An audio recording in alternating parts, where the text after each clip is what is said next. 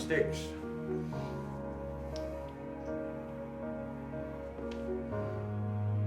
Five sticks. Flores.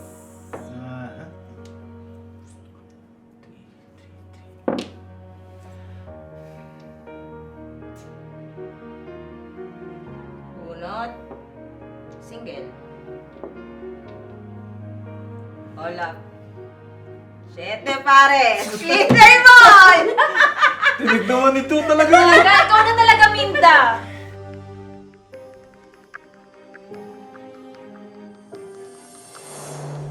Nakilala namin si Minda sa kolehiyo. Sa law school kami, sa accounting siya. Pero nagkasama kami sa isang event. Nagkakilala. Kababayan sa Abra.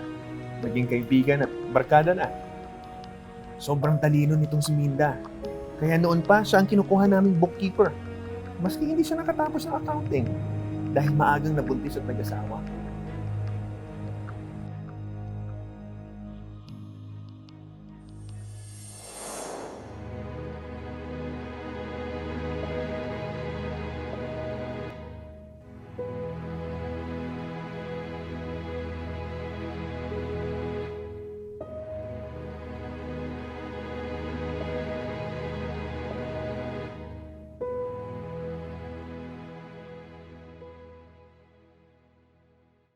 Miss, dito yung cashier, di ba? Opo, dito nga po. Ito yung forms ko, oh. Dito ba babayaran? Yes, ma'am. Ipaprocess lang po natin. Ang tagal eh. Kanina pa. Ganun po talaga dahil malapit na po ang deadline. Ang tagal talaga. Walang kawala kay Chief yung mga kumpanya ngayon. Malaki o maliit? Kaya marami rin nagbabayad tsaka mga nagmumulta.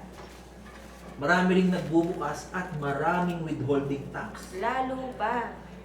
At mas mahirap ang transition natin ngayon dahil computerized na. Puro hard copy yung mga records natin dati. Tapos ngayon, puro reklamo pa tong mga tao. So, mahirap nang matrack yung mga records? Ganun ba? Mahirap talaga.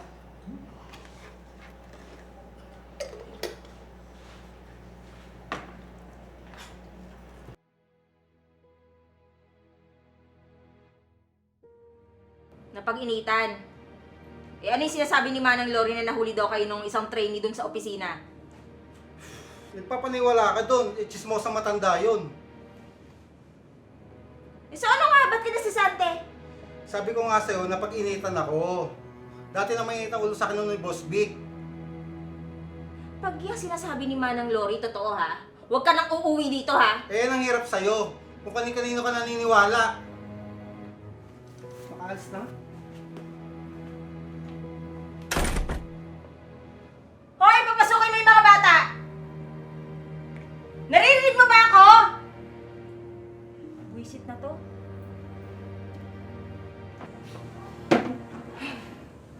Hindi pa tong computer, lagi nandito para sa akin.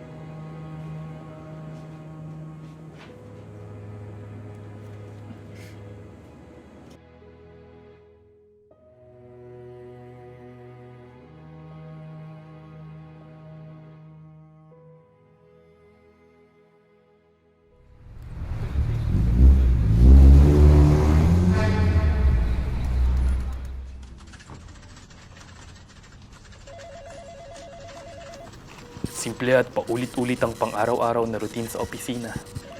Lalo na para kay Minda. Minsan nga medyo naawa na kami. Kaya niyayaya at nililibre namin sa labas. Sayang kasi to.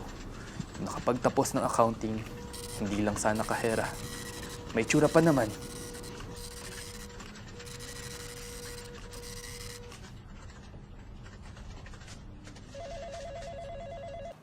Teka. Liga, doon tayo. Get the cups and... Let's go.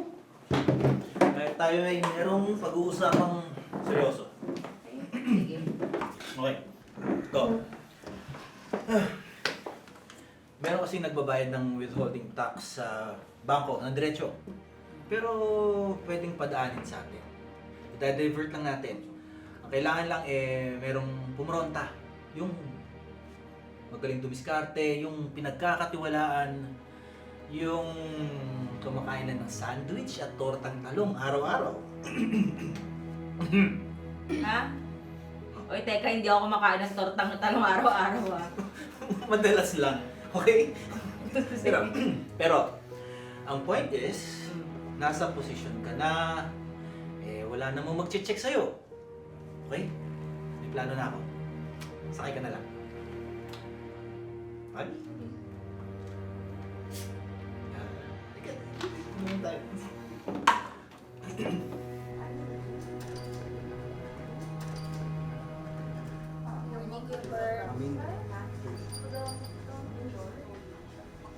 Ano, Ate Minda? Mag-open ka ulit? Oo, para sa BIR payments. Pero sa pangalan ko na lang para mas madali. Parang ganito.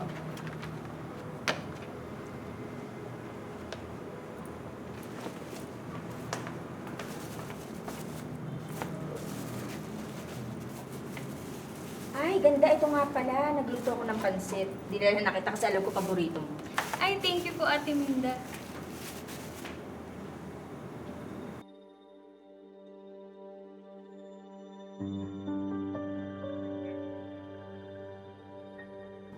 At gano'n namin sinimula ng operasyon. Simple lang. Magaling magplano si Attorney Ryan. At si Minda naman ang aming muse. Ika nga, pangharap at taga-diskarte. Swerte.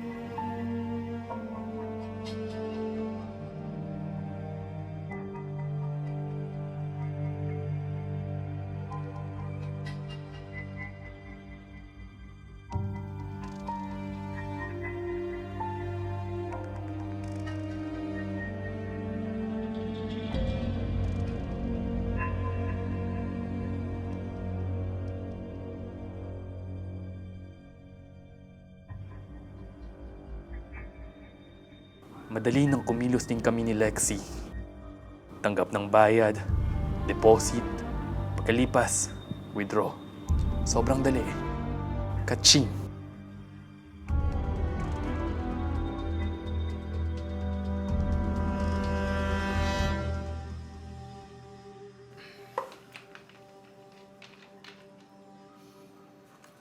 Sa ating genius, Oo. ang math wizard ng klase nila. Naman. Our very own, Minda. Salamat. Proud na proud ako sa'yo. Salamat. At tuwang-tuwa ang news namin. Ang dating number 1 sa klase niya, ngayon bida na ulit. At kahit tuluyan silang iniwan ng asawang si Sam na sumama na sa trainee na nilalandi nito sa opisina kaya nasisante, hindi problema ang pera. Maski iniwan na may 2 anak. Kami? Simple at mabilis na sideline. Smooth ang operation. Malaki ang pumapasok, tamang-tama sa hinuhulugan kong kondo. Hindi ko rin alam kung anong plano ni Attorney Ryan. At wala rin sa amin ang nagtanong. Pero syempre, pag tagal-tagal, meron nang nagtanong at naghanap ng kanilang kontribusyong pera. Nagbayad daw sila, pero walang record. Ba't ganun? Nagbayad naman kami pero wala pa rin sa records. Sige po sir, check po natin. Naalala niyo po ba kailan kayo nagbayad? Matagal ni. Sige po sir, check ko sa database namin. May problema po sir. Attorney, baka nagka-bug lang po sa system, hindi lang po nag-reflect yung payment. Double check ka na, attorney. We'll do anything for your account. Saan naman napunta eh? May dumating na internal auditor. Mukha ring genius.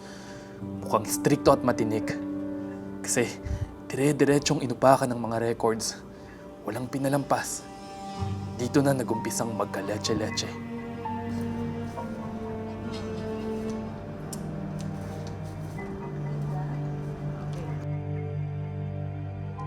Siyempre, medyo nabulabog ang tropa. Lalo na si Minda. O, paano na to? Na-withdraw mo na ba ang lahat? Yes, attorney. Nailipat mo na rin ba? Nakuha mo na rin sa'yo? Yes, oo naman. Okay. So, okay, magpalamig muna tayo. Dumistansya tayo. Burahin lahat ng text, calls, kahit ano. Okay. Okay, noted po. Okay. So, don't worry. Tambak ang paperworks ngayon. At matatapos din to. Kapit lang.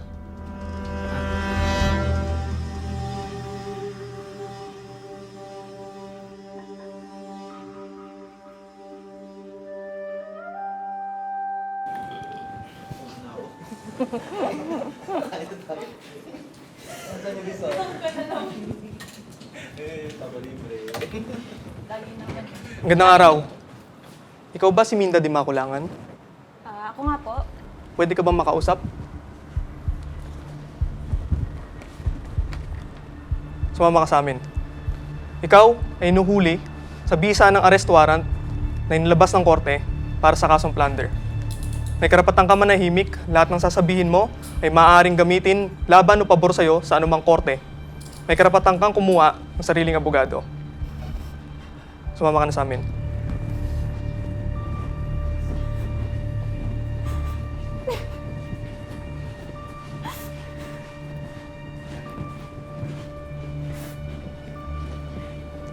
At ganun lang, may mga dumating na pulis sa opisina at ineresto si Minda.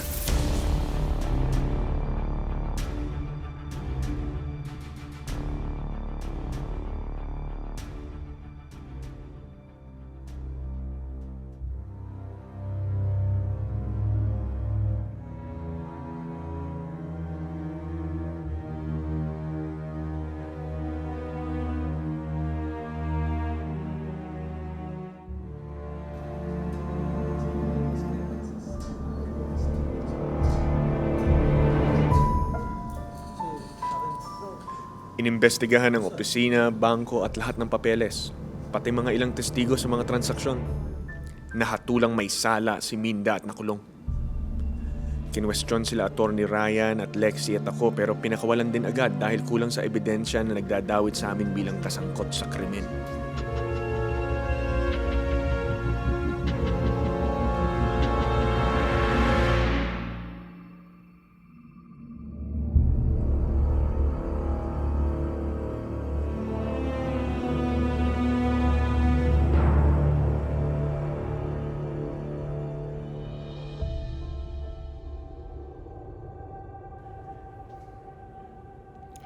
Ang totoo, ako rin.